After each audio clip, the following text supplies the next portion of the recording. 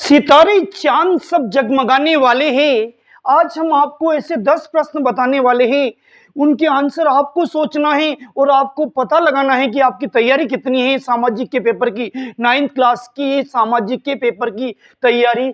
इन अति इम्पोर्टेंट 10 प्रश्नों से आप कर सकते हो। मैंने आंसर नहीं लिखी, आंसर मैं बाद में लिखूंगा। पहले आपसे पूछूंगा वीडियो देखते समय, अगर आंसर दिमाग में आ रहा तो समझ जाइए आपके सामाजिक में बहुत अच्छे नंबर आने वाले। आंसर दिमाग में नहीं आ रहा, समझ जाइए आपको अच्छी तैयारी की जरूरत है।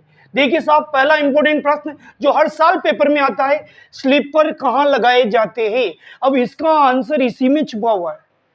बाकी पासबुकों से तो बच्चे रटते हैं, लेकिन हम रटना नहीं सिखाते। हम सामाजिक को भी बड़ी आसान विधि से याद करना सिखाते। स्लीपर में एक शब्द छुपा हुआ है, रे से बनाइए रेल, पै से बनाइए पटरी। तो रेल की पटरी पर स्लीपर लगाए जाते हैं। अगर आपने स्लीपर शब्द को ध्यान से सुना तो पीछे से रेल चलाइए, रे से रेल, पै से पटरी, तो रेल की पटरी पर स्लीपर लगाए जाते हैं। देखिए, इसे कहते हैं याद कराने की विधि। और पहले से अगर आपको याद है, समझिए आप सामाजिक में विद्वान हैं। दूसरा प्रश्न, फ्रांस की क्रांति का अग्रदूत किसे कहा जाता है। बताइए, सोचिए, ज्यादा समय नहीं देंगे लेकिन सोच लीजिए। हाँ, अगर आपको आ रहा है समझ जाइए आपने अच्छी तैयारी कर रखी है, नहीं आ रहा तो और मजबूत तैयारी की जरूरत है। फ्रांस की क्रांति का अग्रदूत, अग्र, अग्र में रह छुपा हुआ है, रह से बनी है रू और स से बनी है सो। तो रूसो को फ्रांस की क्रांति का अग्रदूत कहा जाता है। वापिस समझिए, प्रश्न में ही आंसर है। जैसे अपना भगवान अपने अंदर होता है, ऐसे ही प्रश्न को 2-3 बार पढ़ो, उसमें से आंसर के शब्द मिल जाएंगे और फिर आप वर्षों तक नहीं भूल पाओगे। पेपर की तो बात छोड़ो, आप दूसरों को समझाओगे, अरे जैसे अपना भगवान अपने अंदर होता है, प्रश्न का आंसर भी प्रश्न में होता है। देखिए, अग्र में रह ऐसे रू बनाइए, स से सो बनाइए, तो रूसो को फ्रांस की क्रांति का अग्रदूत कहा जाता है। तीसरा प्रश्न है, एक स्थलीय भाग जो 3 ओर से समुद्र से गिरा है, 3 ओर से जल से गिरा है या समुद्र से गिरा है।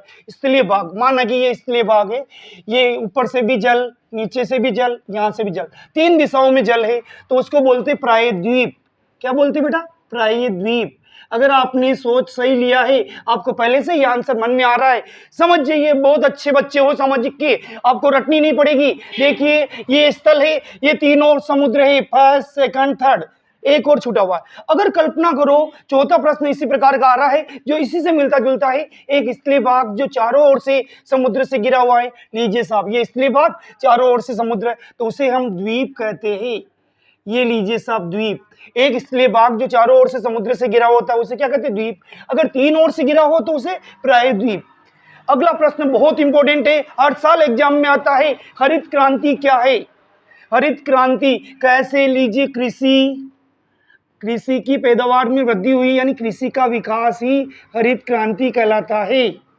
अब आंसर इसी में छुपा ना, कैसे कृषि बना दीजिए और उसका विकास हो रहा है, वो यानी हरित क्रांति हो रही है, हरे भरी फसलें बढ़ रही है। अगला प्रश्न है छठा, फ्रांस की क्रांति कब हुई। इसको याद करना, सन याद नहीं होते बच्चों को, लेकिन हम आपको सन भी याद कराएंगे और बड़े होने पर आपके सन भी होंगे।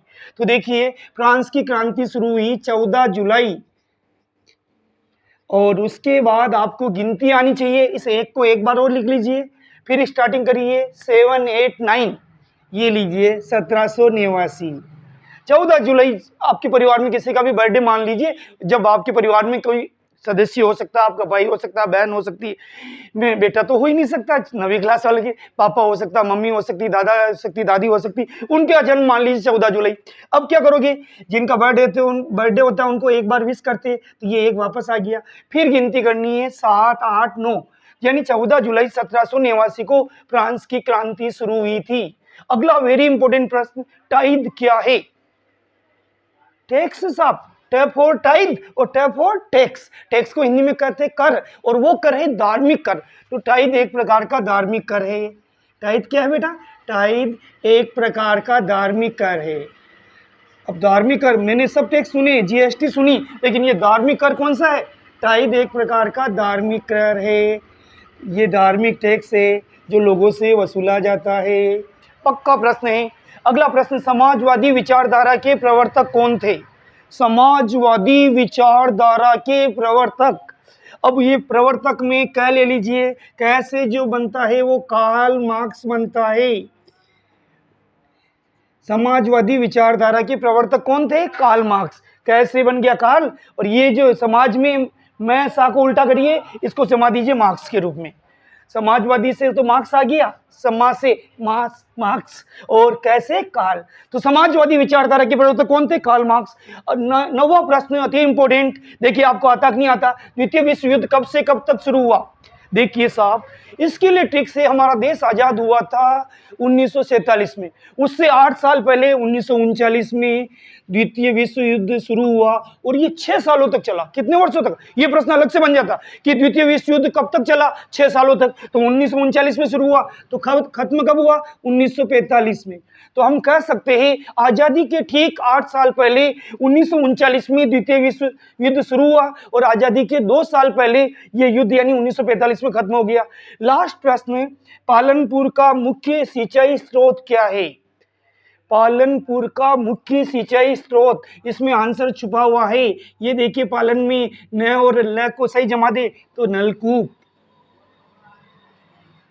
देखिए वापस, पालनपुर का मुख्य सिंचाई स्रोत क्या है, यानी सिंचाई किससे होती है?